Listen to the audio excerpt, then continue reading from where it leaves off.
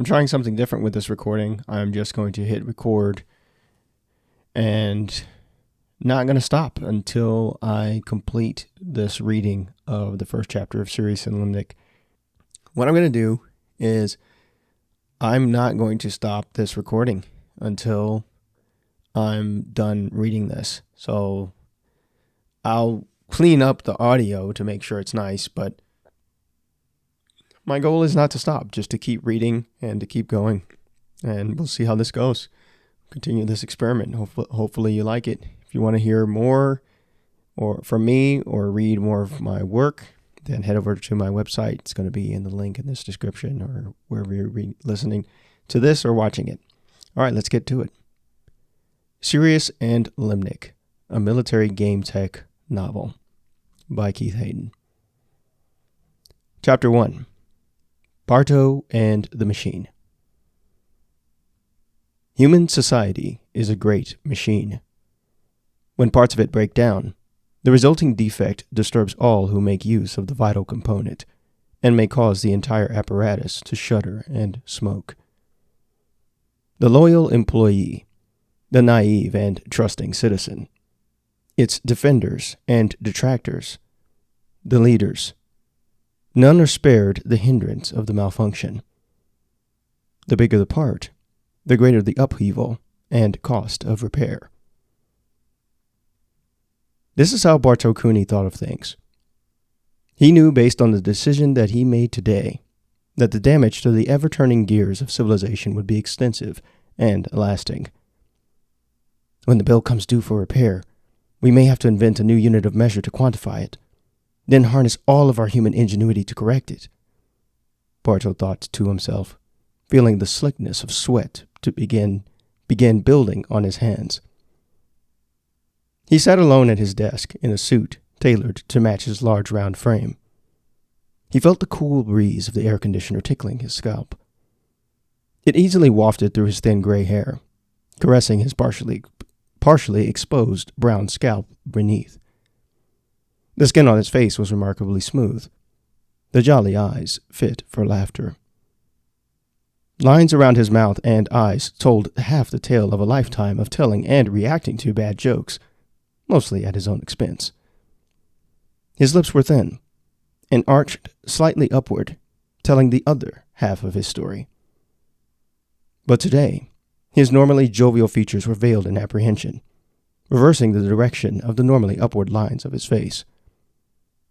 Small glowing lines of light filtered into his office via thin openings between the industrial-sized shades covering the windows. The morning sun and the bustle of downtown San Francisco hundreds of feet below were blocked out, minimizing his distraction. Barto's eyes tracked a single beam of light from the window behind him. It bounced off of a metallic umbrella holder near his sealed office door, forming a small shadow behind it. The dark diversion held his attention for several seconds. Then a light from a small screen on his desk caught his attention. The device was black, with a thin rectangular shape, able to fit completely in the palm of his hand. It had been manufactured by Samsung, and like the smartphones of his youth, housed a universe within a galaxy of potential. Barto was old enough to remember the days of single-purpose cell phones. Now, he was old enough not to care about anything other than the basic functions of the gadget everyone referred to as a device. There was a message from Lily on the screen. It read, "Don't hesitate. You're making the right call and I support you. We will deal with the fallout together. The other two will have to get over it." He grinned in response, grateful for her friendship and support even after all of these years. Really, there wasn't much that he had to do. A simple voice command and it would be done. Yet, he hesitated, waiting for a phone call, a beep from his device, or some other source to act as an excuse to delay the inevitable. Barto slackened his tie to allow cool, recycled air to reach his chest, then cursed under his breath. Why do I always tie the damn thing so tight? Even after all these years, I still make the same mistake almost every day. He interlaced his fingers together and rested his chin upon them as he leaned forward, thinking, stalling. As one of the founders of the organization, others viewed him as an intellectual, a leader. George Washington of the modern age. Yet he had never been a decisive person. For many decisions in his life, big and small, he often relied on decision trees to weigh and consider his options. Under each canopy, time froze, providing him with ample time to contemplate potential actions and futures. He must have planted thousands of trees in his life. I'm a planter, just like Washington. He smiled to himself. The amusing observation made him less aware of his thundering heart and the dots of sweat on his forehead. The tree for this decision had already been planted, and he had selected the superior option hours ago. The only thing left to do was execute. He had run the numbers, consulted with Lily, done his customary toilet time thinking, and after each activity had come to the same conclusion. The others may not be ready, but this is what we agreed on, how it has to go down. I never thought it would have to be me, but it must be done. He sat up straight in his chair with new confidence and sureness surging through him, then picked up the device from the surface of the desk. After punching in a series of long codes and bypassing the authentication gates, he came to the executive approval screen. Are you sure you want to proceed? It asked, in a small gray text box. Barto stared at the box, then gave the voice command. Yes. Then the final screen appeared on the device. He had to say the name of the order precisely, or it would not work. Enter executive order number, it prompted. The authoritative tone resonated from somewhere deep inside of him. The sound from his lips seemed to mix with the light waves sneaking into the great room, providing weight and sonority to his words.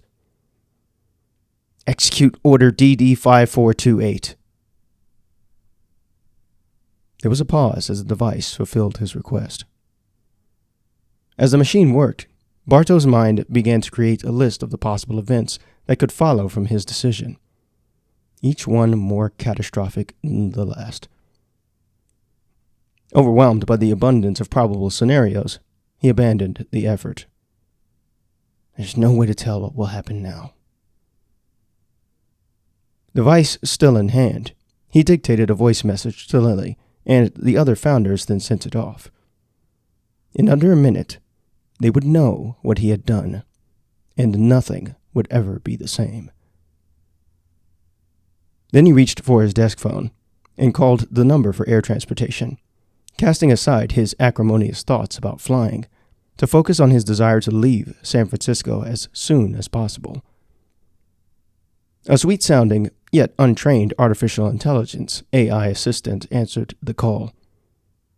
Their exchange was brief, but littered with awkward starts and stops, another minor irritant for Barto. After 3 minutes, the voice asked, When would you like to be in the air, Mr. Cooney? Barto scratched his head. By this afternoon. Got it, sir. It will be standing by at 1300 hours.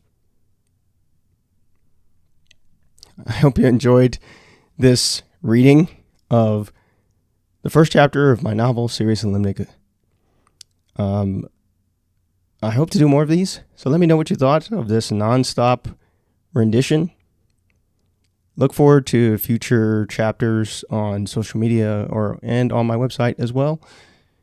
This is going to be a lot of fun. I'm really proud of this novel, and I'm happy that you get to experience it in this medium. I'll see you in the next one. Don't forget the links in the description. Take care.